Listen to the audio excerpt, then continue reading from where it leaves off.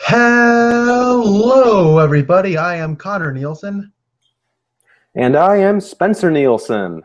of CS Reviews. You know what I really love? A good movie. How are you doing, Spencer? I'm doing great. How are you doing? You know I'm doing well. We're finally going to get caught up just in time for Thursday for the new releases coming out tomorrow or tonight. So, Right, yeah, we're going to be seeing Gods of Egypt right after we record. yippee! But today we are going to be talking about three movies. We're going to be talking about a faith-based movie called Risen. We are going to be talking about a Pilgrim Puritan horror movie called The Witch, and we are going to be talking about a sports biopic called Race. So, Spencer, what do you want to start out with today? Let's start off with The Witch. All right. So, The Witch is about, it's actually, I think this is the feature debut of writer director Robert Eggers. It made quite a splash at Sundance in January. And it follows this pilgrim family. I think this is first generation immigrants from Europe. So, this is like 13 colonies, colonial times. And what happens is this family leaves their religious community and to live up by themselves next to the woods. And then the youngest child, who is an infant, goes missing, and then it's all beginning to wonder if this is a witch, what's going on, what's happening, and then this whole family unit begins to dissolve. And should probably point out, spoilers for all the movies we talk about. So, Spencer, what did you think of The Witch? I really liked The Witch. I don't want to quite say I loved it, but it is a great movie in my opinion. For one, the craft behind this movie is really something to behold. It's to me, it's shocking. A small independent Sundance movie like this looks better than most studio flicks. Robert Eggers really put in a lot of effort, and it shows. But he's not the only one. I think the acting across don't quite say across the board, but a lot of the lead actors in this movie, two, three, I thought gave amazing performances. It didn't feel like they were people in costumes. They felt like they were Puritans. They talked kind of with a Shakespearean-esque dialect, but hey, that was the time. And it feels like the actors really know what they're saying, and that it's not like them, trying to put on some sort of voice to try to immerse you. Like, it succeeds. They commit and they succeed. What are your general thoughts? The Witch is a movie that I think is very good. I don't think I would quite say it's great. It's a great horror movie, but it is really good. I think this movie really works on a subtextual level. I think on the surface it's a little thin, but I think all that stuff on the surface is for what's going on underneath. And I think in that regard, the story is really kind of neat. This movie is really going off of minimalism. So it has a minimalist cast. I think they had, when we saw the cast going, it was more people than I thought than I remembered. But for the most part, it's just six people. There's the dad, there's the mom, there's the oldest son, there's the oldest daughter, and then there's the twins, and then there's that one little infant that's in it for not even a scene. And then there's the witch, and then there's the witch who's in a younger form, and then there's some extras in the first scene. So I think like that's nine people, and like seven of them have six of them have speaking roles. I really like minimalism. I kind of like this kind of Twilight Zone esque kind of approach. And if you know me, Twilight Zone is my favorite show ever. So it had just this one little location, and they would go off into the woods, and then it just had these small band of characters. So that really attracted me. I really enjoyed the way it was filmed, as you said. The cinematography is excellent. The color palette's very gray, and it really kind of makes these people look super plain. I really like the makeup. These people don't look all glamored up like they're in some kind of period. Spencer, I'm echoing on your end. Nope, nope, I don't hear any echo. Okay, so where was I? Oh yeah, I think that ultimately it is a very this is a horror movie, but it's not a scary movie, and a lot of people I know don't like this movie. A lot of people, a lot of my coworkers said they hated this movie. They hated this movie, Spencer. And I think I never saw the trailer. Did you see the trailer? I did not. In fact, I was talking with a coworker today, and he saw it and he really enjoyed it. But he was saying that he saw the trailer and for one, he hated the trailer. Oh, okay. Well, I'd imagine the trailer is one of those kind of a trailers where it's like, oh, look how scary it is. Something's jumping at the camera. This isn't one of those. It's definitely going for the atmosphere. I never felt comfortable while watching this movie.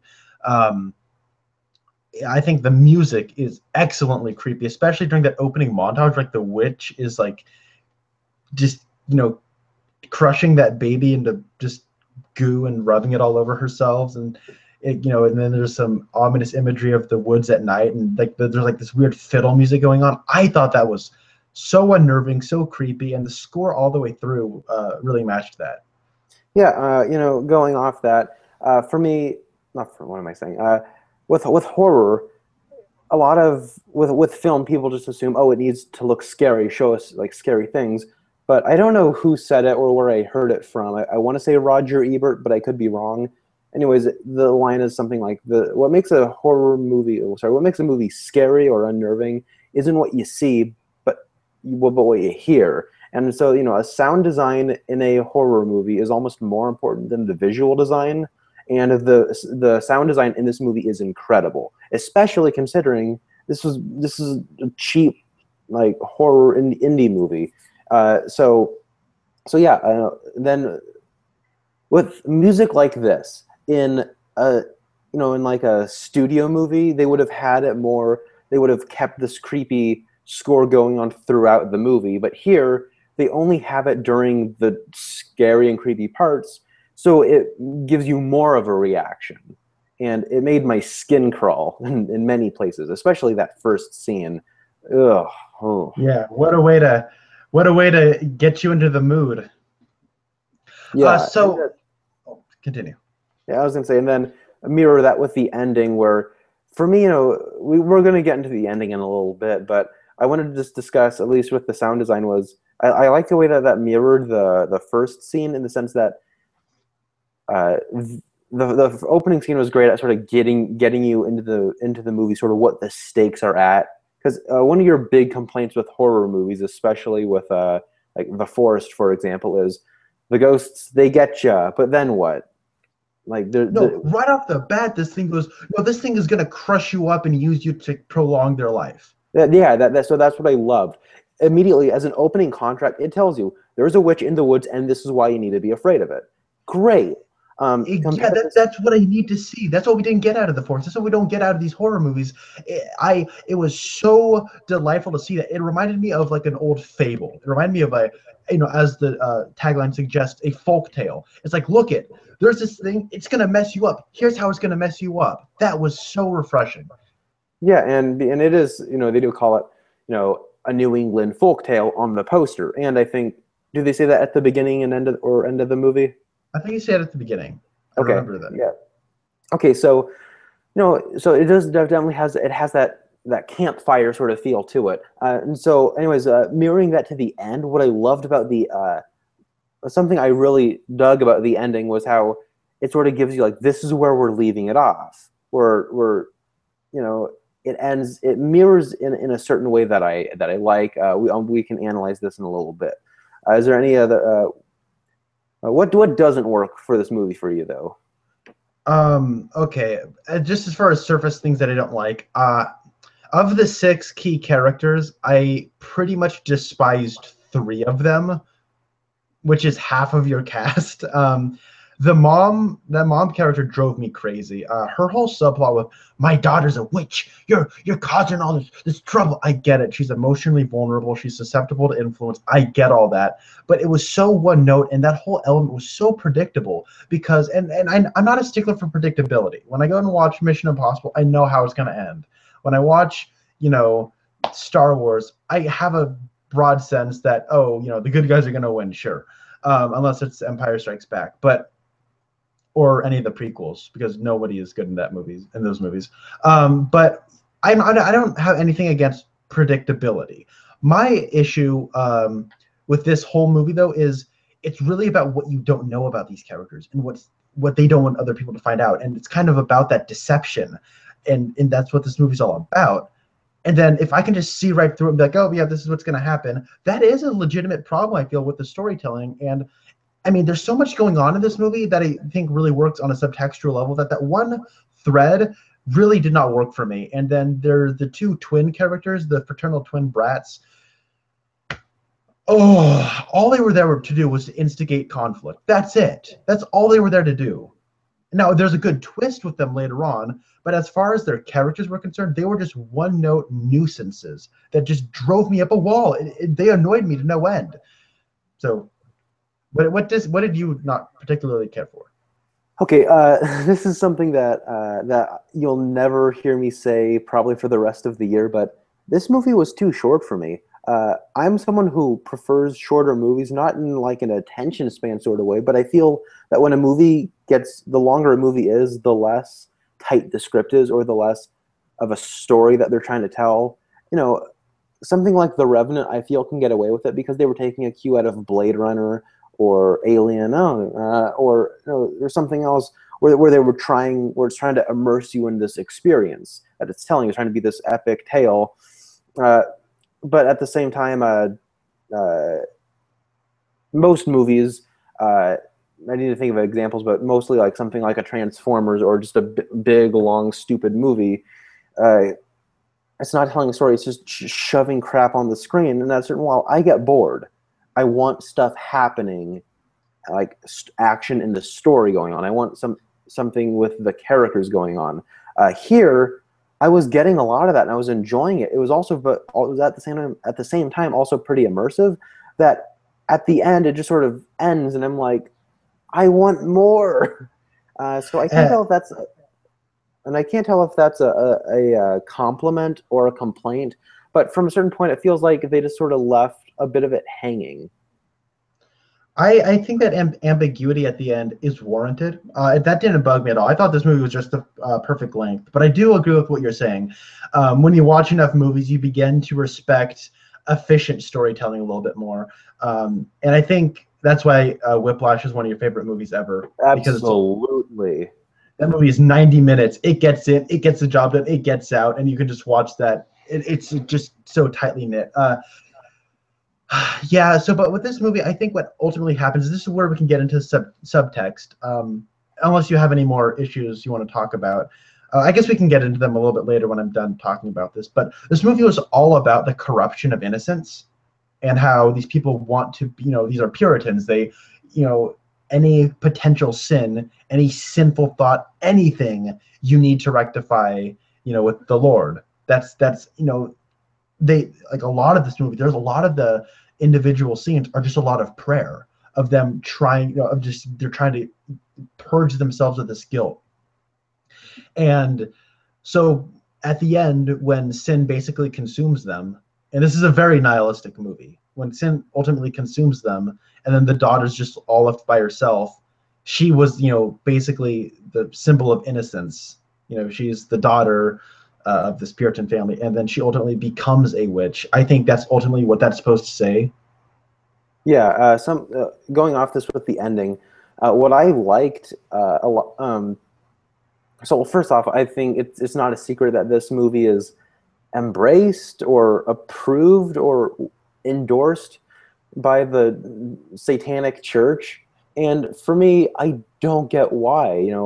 I watched the video where it's like it has the spokeswoman for the Satanic Church, and she says, "Oh, this is a holy satanic movie-going experience. It embraces Satanism and the freedom." And like, no, it's an anti-establishment movie.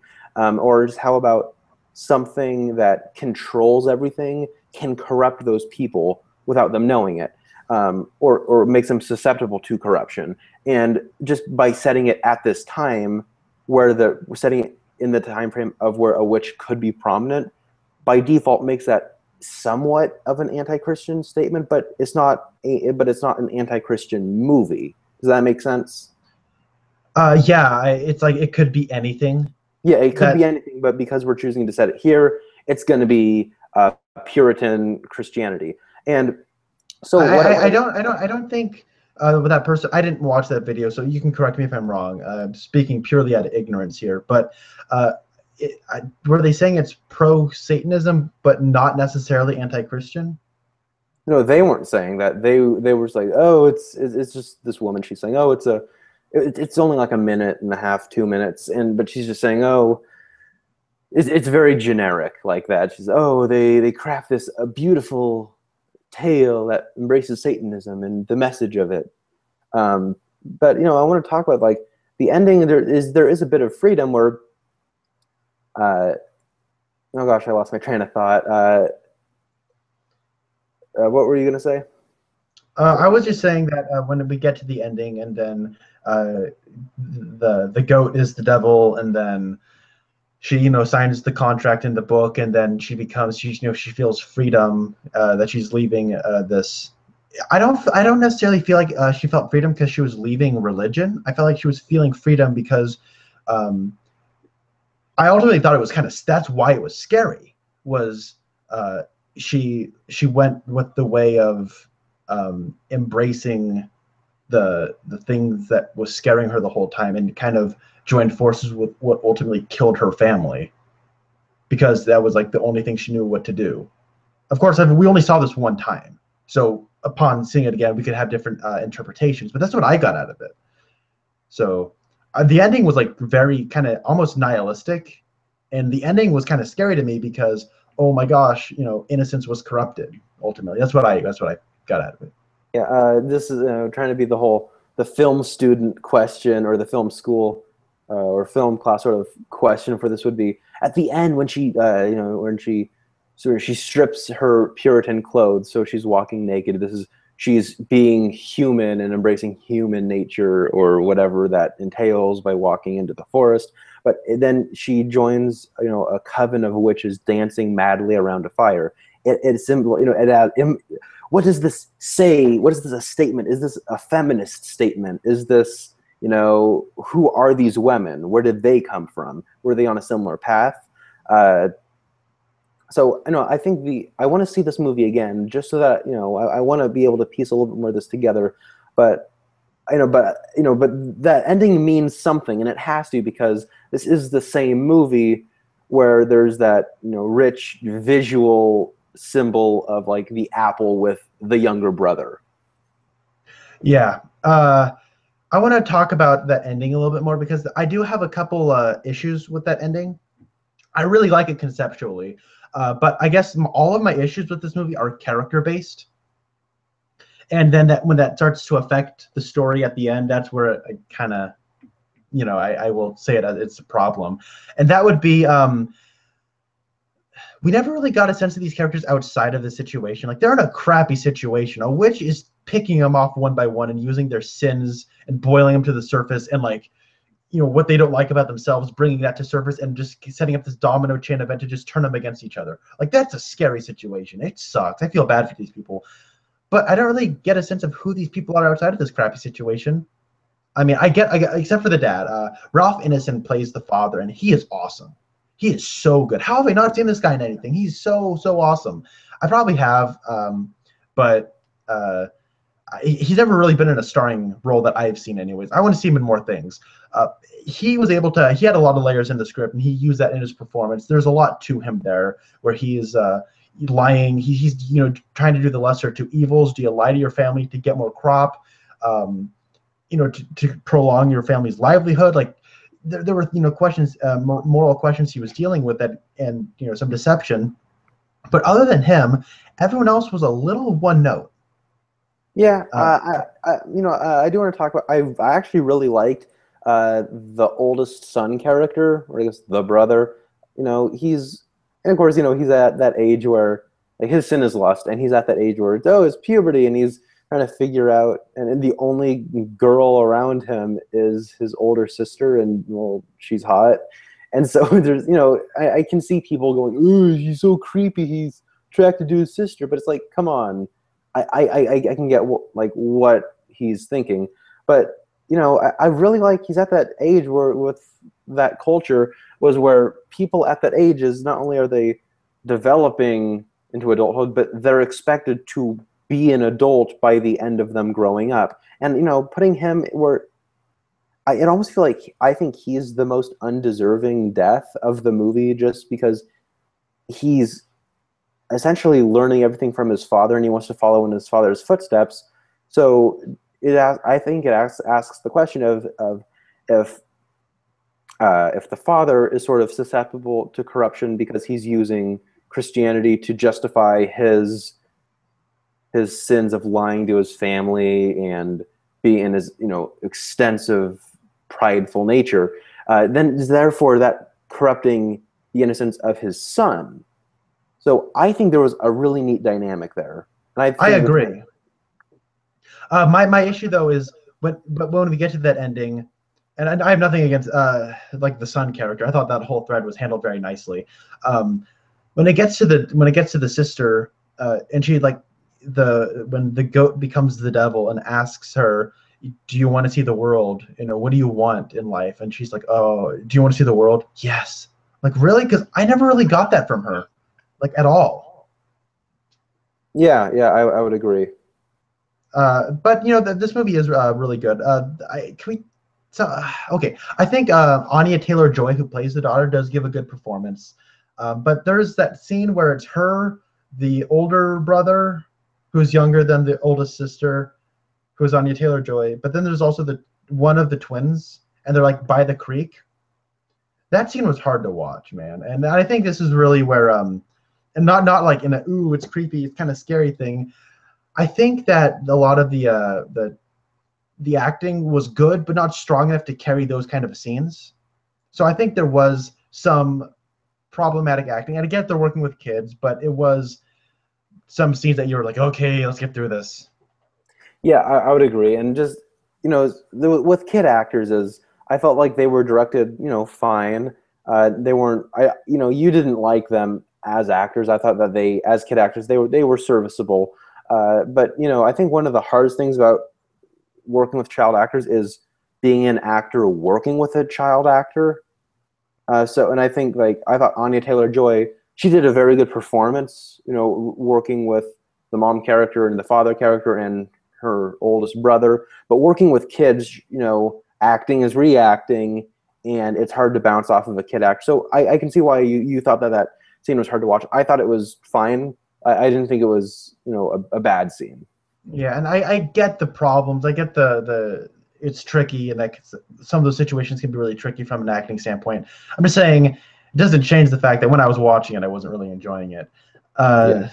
I want to say that a lot of people do hate this movie, and we're going to get done with this movie soon. But one of the people I talked to said they hated this movie was they said the plot could be summed up in 10 seconds, and that's why it's a bad movie.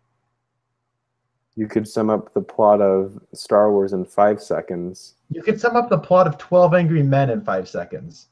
A bunch of people sit in a room and talk, and they all decide, maybe he's not guilty, and then they leave.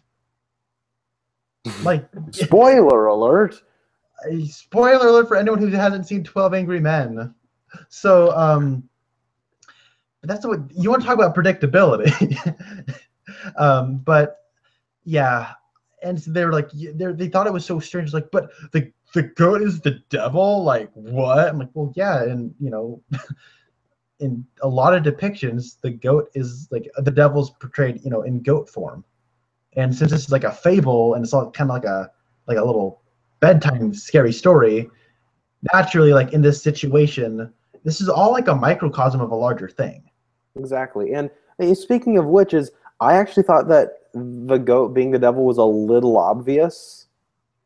Yeah. Just because, I'm versed enough to know, whenever you see just like a drawing of the devil, or even just like a pentagram, I remember when I was in high school, what is that? Why do you have the star upside down and circled?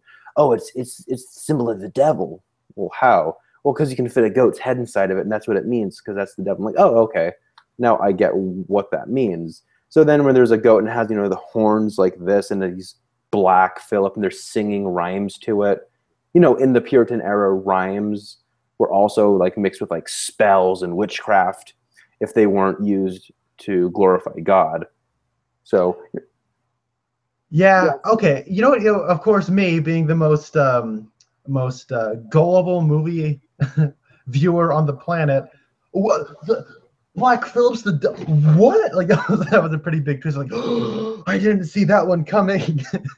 And then of course the whole like the kids being the messengers and being bewitched by the devil. I thought that was a totally great twist. I wished I liked the twins more, but that was a really good twist. Yeah, and we do need to carry this along. But yeah, But what would you give The Witch, Spencer? I would give The Witch a 8 out of 10. It's the best movie of the year so far, without a doubt. And I want to see the rest of these Sundance movies that as they're scattered across the year, their releases. So check it out. Yeah, Nate Parker's Birth of a Nation is coming out in October, and I know that was like the big one to come out of Sundance.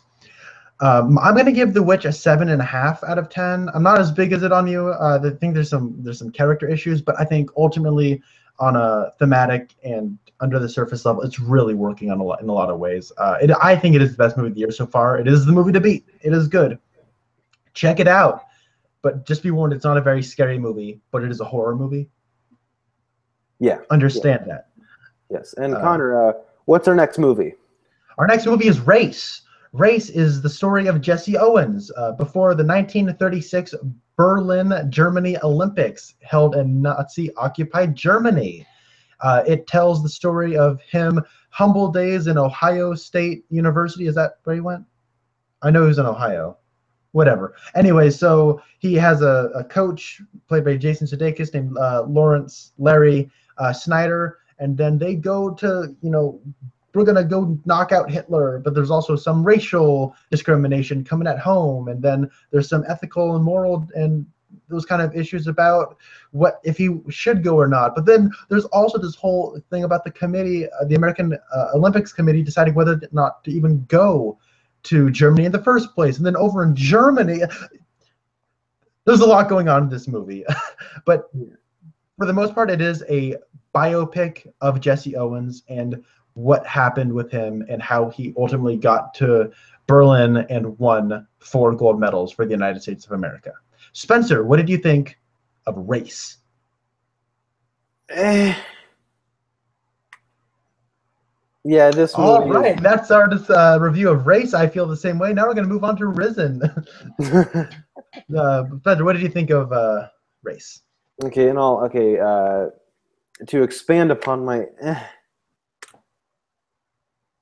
is that you describing this movie is exactly what's wrong with it. Is for a movie that's all about someone who's so focused and determined to where they want to be, and then training to be focused.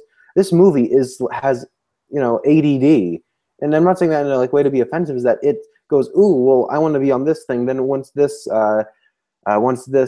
topic or this story thread isn't as interesting as I can get it right now, well, let's just jump over to Germany to figure out this girl who wants to film the Olympics and how her boss, who's the Olympic he's the Nazi guy that's in charge of overseeing the games.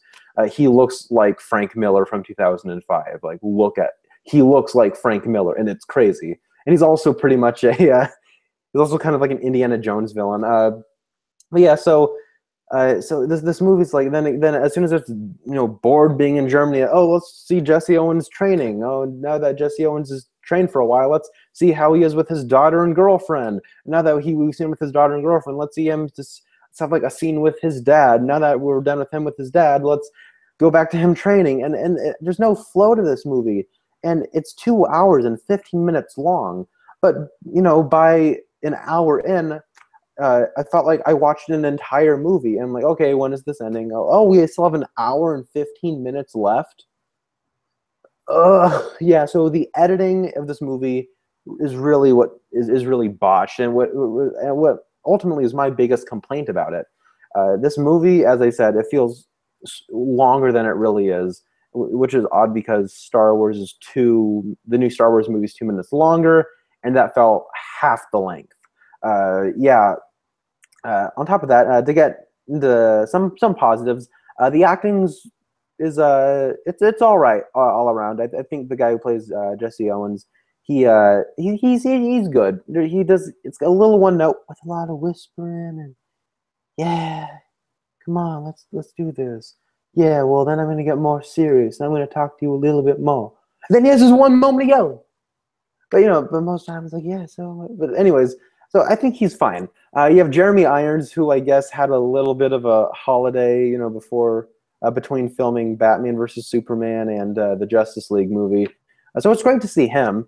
And then, but then we have Jason Sudeikis, who I think is really good. He's, I think, the best thing about this movie. He's inherently funny just with his comedic nature, but he's very compelling. I was much more interested in him than anything about Jesse Owens, but their dynamic was obvious, kind of predictable, but nonetheless had a charm to it. And I think he's the best thing about the movie. And then by extension, whenever Jesse Owens was interacting with him, those were the best scenes. Connor, what did you think about Race? We pretty much are going to sound like a choir in unison at this movie because I feel pretty much the same way. The whole Jesse Owens story, the way they handle it's so by the numbers and generic. He's, just a up and coming, rough and tumble. Oh, I'm going to get there. I gotta beat the odds. And then, he's the fastest man alive. And then he gets cocky. Then, oh man, maybe this cocky thing's not working out for me. I gotta be who I was before and restrain myself and be a better man because of it. And now I gotta go to the Olympics. And his character arc is over like half an hour into the movie. And then, and that whole character arc of, oh, I guess I gotta be, oh, I'm good. Ha ha ha. You know what? I gotta humble myself. And then he's just kind of the same person for the rest of the movie. And then the movie ultimately tries to be about other things, but it's such a shotgun approach to everything that has to do with the 1936 Summer Olympics held in Berlin. Everything. Hey, that documentary Olympia? That was the what's her face who filmed it. Why don't we have her an entire subplot dedicated to her filming it? Why? I don't understand why we need to see Jeremy Irons. Why we need to have the committee. Should we go to Berlin? And then we have to have Jeremy Irons go over to Berlin, cut away from him for 20 minutes, come back to him because we have to remind the audience that he's still in the movie. And then all of a sudden there's a whole conspiracy on whether or not he's actually working with the Nazis. And then time, like it stays in certain periods of time for a while, and then it'll just jump ahead like a couple of years. And I don't feel like it really, like, we feel those passings of time. And it's a very poorly edited movie. That's ultimately the biggest drawback, is the editing. As you said, it is so botched.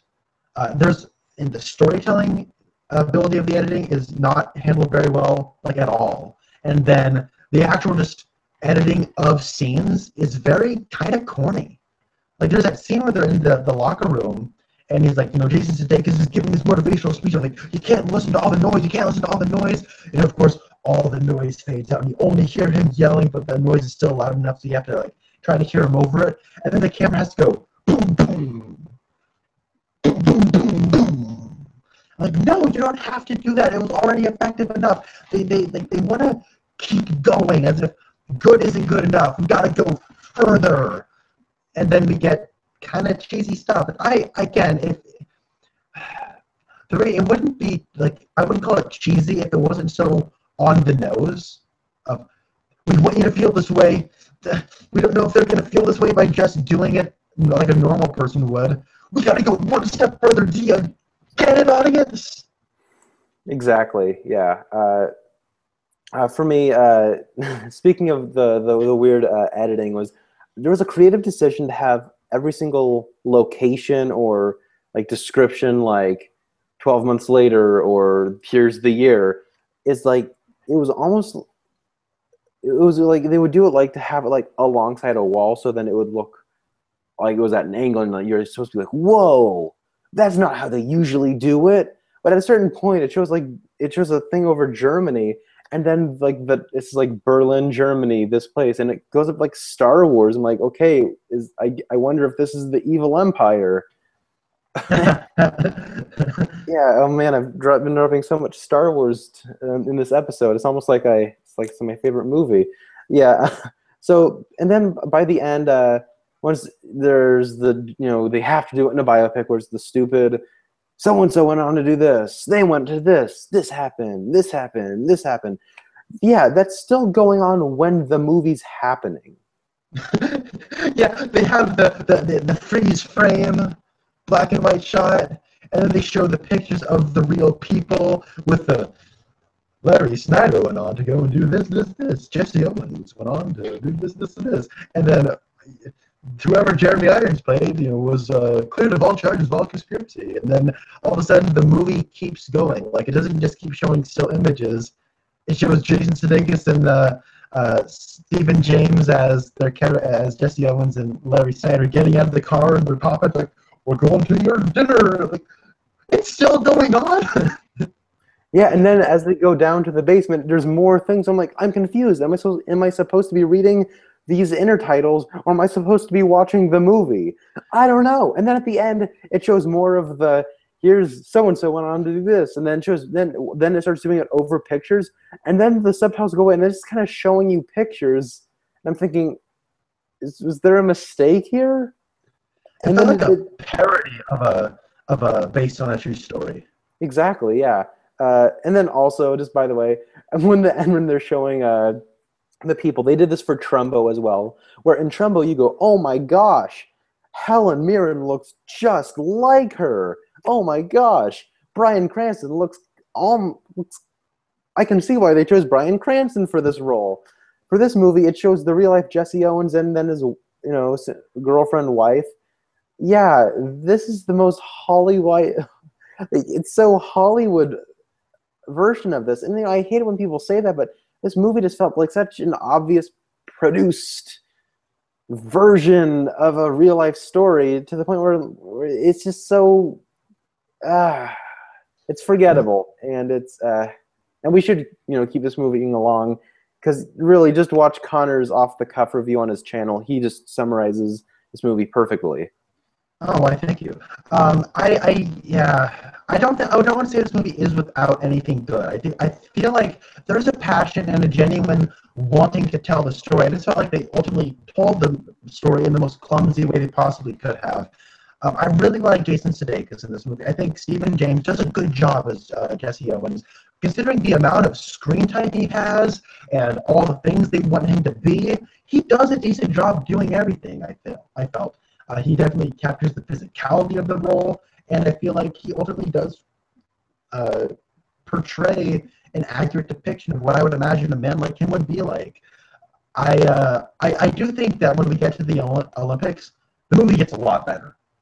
Yes, I agree, and the editing feels a lot smoother. It feels like a movie's pace. Yeah, and there's some like ambitious shots, like the part where he like walks into the arena for the first time.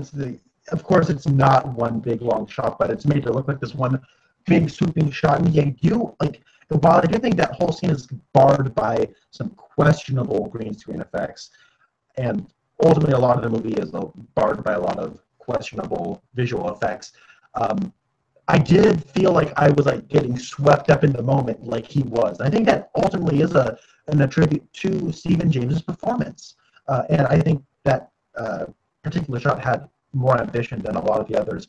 And then when he's racing that first time in the Olympics, it's a good sequence. And then when we have the long jump sequence, that was a genuinely great sequence, like 5 to 10 minutes, maybe like 6 or 7 minutes probably. If that was on Netflix, I would just watch that. And then that scene's preceded by, it's where he has the long jump with Lutz. And I see you waving your finger that I got to move this on, but I do want to say that when that scene that follows after that great scene, of course Lutz is like this. He's German. He doesn't speak very fluent English, but then the next scene, he's speaking English as if it's a second language. He studied English before. He's using words that I don't feel like somebody that they established him to say would say. But yeah, I do think this movie is ultimately problematic, but there's things about it that are good, but there's a lot of stuff here that is weak. I'm going to give Race a 5.5 out of 10. Spencer? I'd give it a 5 out of 10. This is one of those movies that's kind of going to be just defined as a number for me, which I hate. But yeah, it's forgettable, but it's meh. If it's on TV when you're doing chores on Saturday or Sunday, turn it on. All right, now Spencer, why don't you tell us what the final movie of the night is going to be?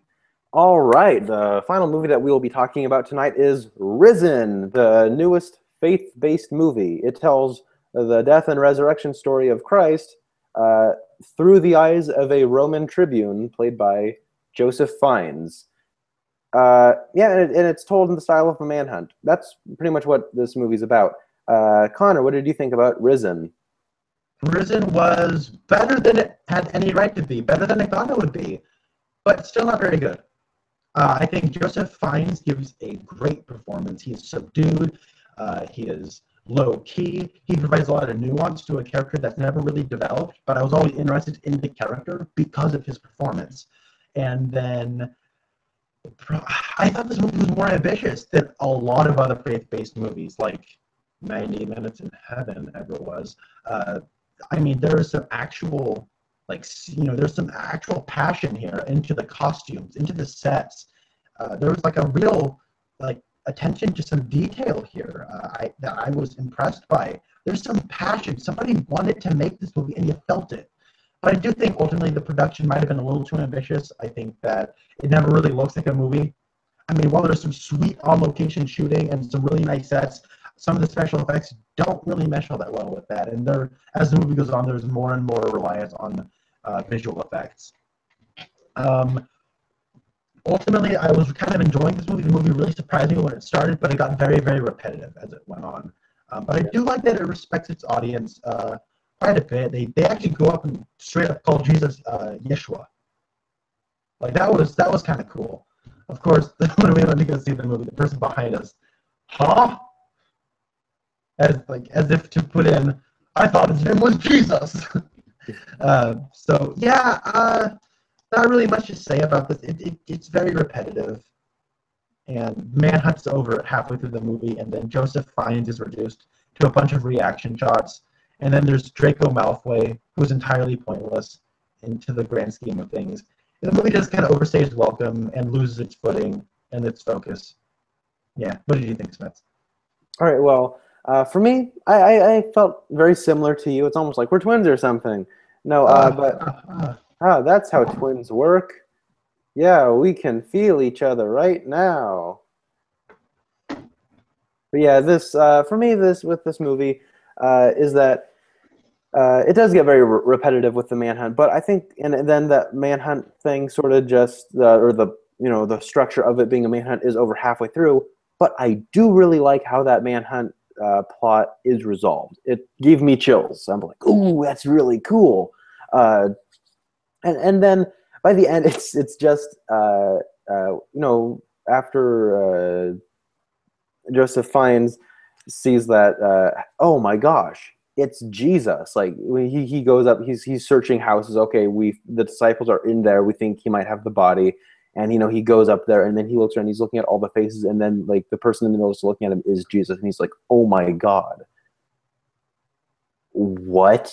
And so then he kind of goes back in there, and then he realizes maybe there's something more to this whole Christianity thing and then so he kind of believes by seeing, and then Jesus just kind of disappears, and then it's them running from point A to point B to find Jesus to do a miracle. Then he disappears, so they go from point B to point C for Jesus to do a miracle. Then they go from point C to point D for Jesus to do a miracle, and then it just kind of ends. And Miracles, the Jesus collection.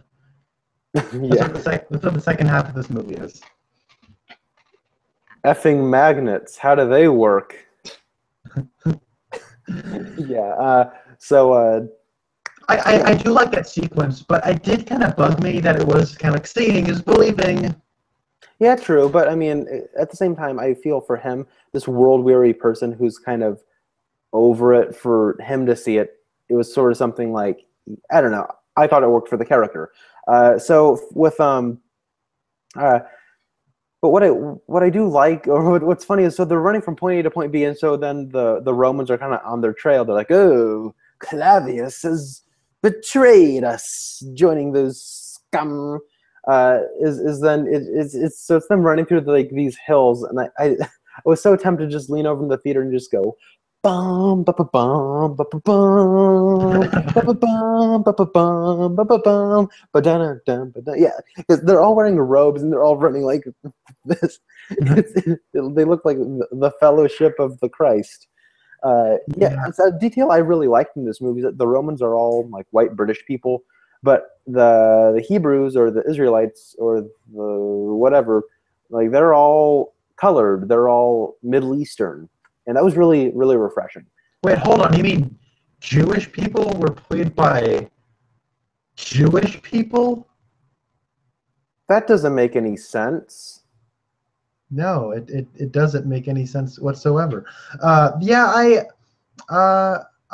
gotta say that this movie, yeah, nothing really else to say. I do like that the movie has a bit of balls. Like you see crucifixions, you see people, you see funeral pyres, you see, yeah, you see quite a bit. Yeah. So yeah, I think it's all right. It's if you're interested in seeing it, definitely check it out. Probably wait for it to come out on DVD, Redbox it maybe. I just don't get the Asylum version, like Risen again. If you catch us on cable around Easter time, there's worse movies to be watching, like Yeah, you 90 could, Minutes in Heaven. or War Room. Yeah. I'm going to give Risen a 5 out of 10. Yeah, I'm gonna give it a 6 out of 10. Oh, cool. Yeah, that's all I really have to say. That's all I have to say too. Connor, what are we reviewing next week? Next week on CS Reviews Podcast, we are going to be talking about the new Sword and Sandals epic, Gods of Egypt, starring Gerard Butler. We're also going to be talking about the new sports movie based on a true story that's not race called Eddie the Eagle, starring Taron Egerton as well as Hugh Jackman. And then we are also going to be talking about what else is coming out next week. Let me What else? think. Let me think. Oh gosh, Wait, Triple hold on. Nine. Yeah, and we also have John Hillcoat's follow-up to Lawless. I think it's the follow-up to Lawless, starring Casey Affleck, Kate Winslet, Woody Harrelson, Chiwetel Ejiofor, Norman Reedus, and a bunch of other people, called Triple Nine. It's a crime movie about mobsters and policemen and corruption. Next week, hopefully Sunday night, maybe probably Monday night because Sunday night's Oscar night. We'll probably be there. So thank you very much for watching, and until then, I'm Connor Nielsen. And I'm Spencer Nielsen. Signing out.